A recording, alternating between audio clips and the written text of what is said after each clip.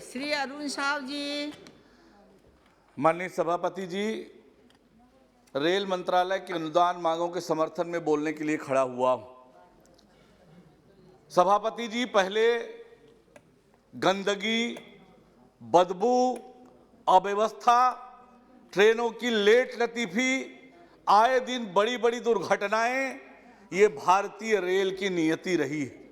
लेकिन 2014 में जब माननीय नरेंद्र मोदी जी के नेतृत्व में सरकार बनी और तब देश के भारतीय रेल की तरक्की का रास्ता खुला और आज पीयूष गोयल जी के एक सक्षम नेतृत्व में, उनके सबल मार्गदर्शन में आज भारतीय रेल चौतरफा विकास की ओर आगे बढ़ रहा है।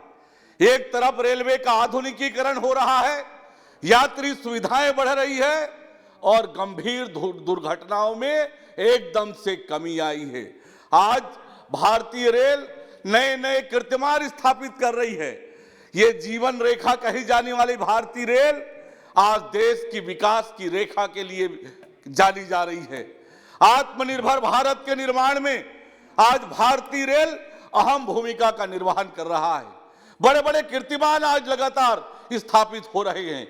आज भारतीय रेल 69,214 रूट किलोमीटर के नेटवर्क के साथ दुनिया का चौथा बड़ा रेल नेटवर्क के रूप में आज देखा जा रहा है।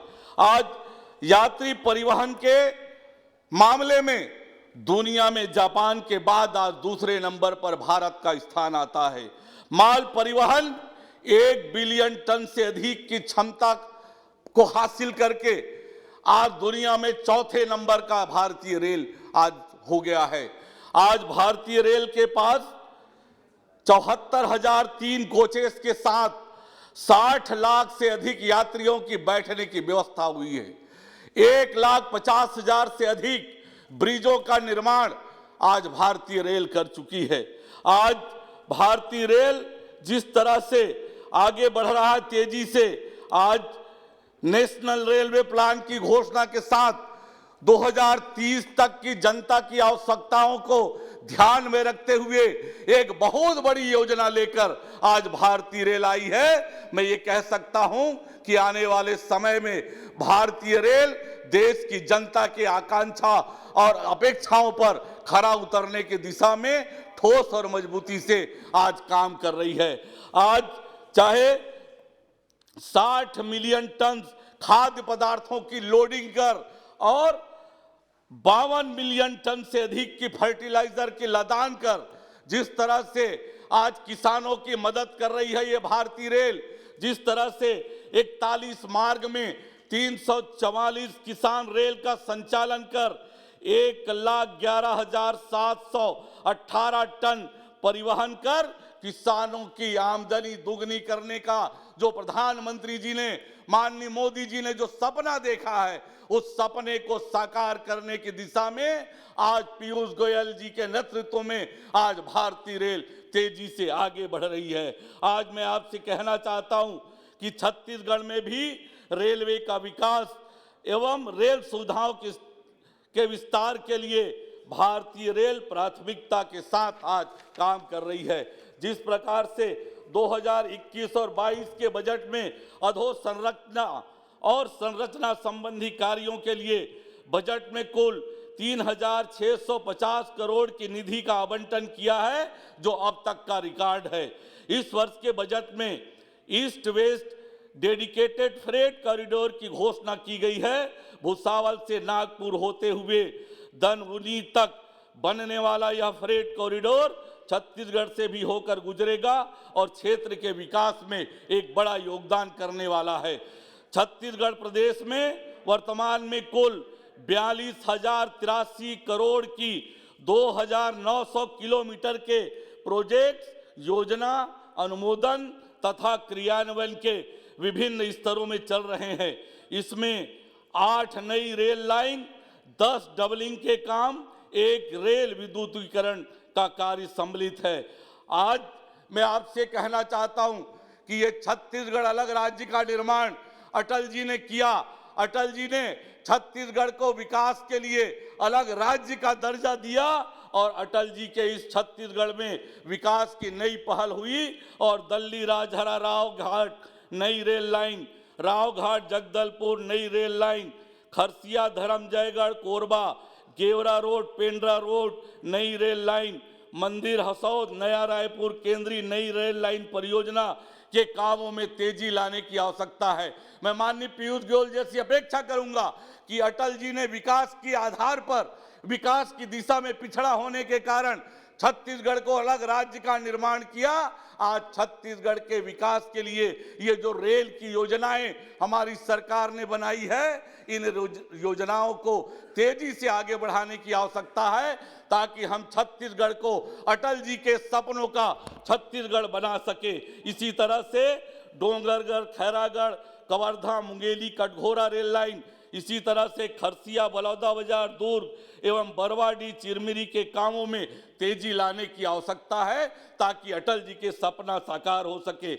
मेरे लोकसभा क्षेत्र के अंतर्गत उसलापुर, कोटा, बेलगहना, पेंड्रा रोड, बिल्हा, चकरभाठा एवं जयराम नगर स्टेशनों में माननीय सभापति जी यात्री सुविधाओं की कमी है। माननीय मंत्री जी बैठे हैं, मैं इस संबंध में पत्र भी लिखा हूं, लेकिन आज मैं आपके माध्यम से सदन में ये कहना चाहता हूं कि ये स्टेशन यात्री सुविधाओं की कमी है, इसमें यात्री सुविधा बढ़ाने की कृपा करें।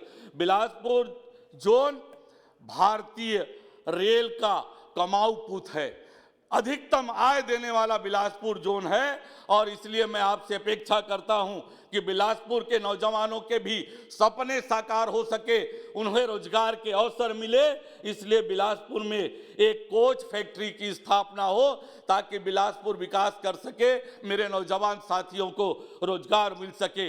एक बिलासपुर की बड़ी समस्या है जिसको लेकर लगातार मैं आपसे भी मिला हूं, रेलवे बोर्ड के अधिकारियों से भी मिला हूं और प्रयास भी करते हैं।